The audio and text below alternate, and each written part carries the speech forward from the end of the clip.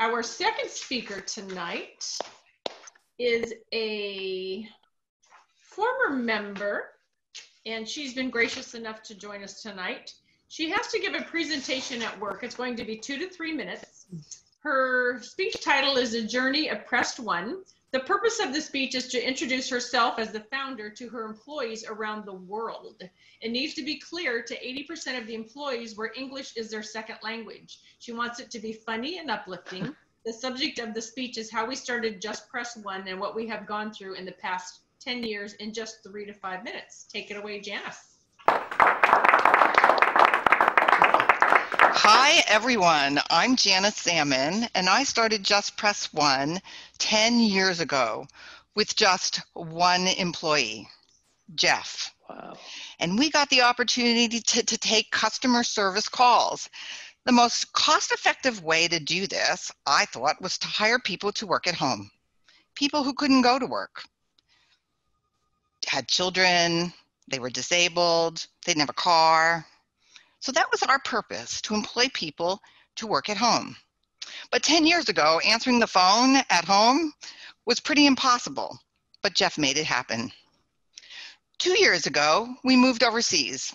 Ryan left his friends and family in the United States and relocated in the Philippines. He opened an office, he hired agents, he found a place to live, and then he invited me to visit. Last October, I met most of you.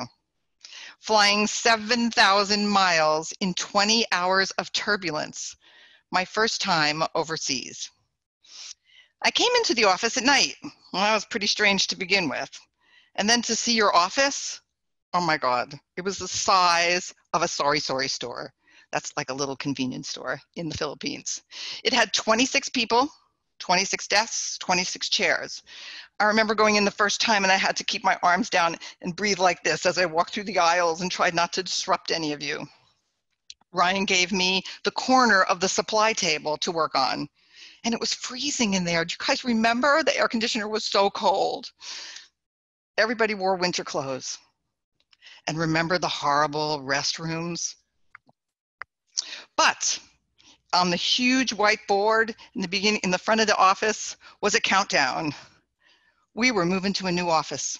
Everybody was looking forward to January 2020. I remember when I got home, you guys sent me pictures. It was gorgeous. The space was so big. It had 35 seats and huge aisles, brand new computers, brand new lunchroom. It was gorgeous, absolutely gorgeous. We had hit the jackpot. And then March 15th hit. A tiny molecule that you can't even see changed all our lives forever. COVID-19. Within days, the city had closed down. Clients were panicking. Our beautiful office was left empty. At this time, Ron confirmed that only 10 employees had internet and computers to come home to work. What in the world were we going to do? How do we protect our people? How do they feed their families? Will we lose our customers? How do we pay the rent? All these questions and no answers. In the United States, the government was giving 2.5 months of free payroll to companies who were hit by the virus, and I applied. Meanwhile, Ryan and Martha and Eric and Ron tried to keep in contact with all 35 employees so they didn't lose faith. It took a month, but I got the money. It was enough funds to hold us over until our customers stabilized. The money saved our lives. You know, my US agents, they always worked from home, so the concept wasn't new. We just had to move that process overseas. So without going into a ton of ugly details, we made it. Today, everyone except Marvin and Daisy are back to work. We have computers, monitors, and internet at home. We figured it out, and we're still in quarantine. We lost loved ones to the virus.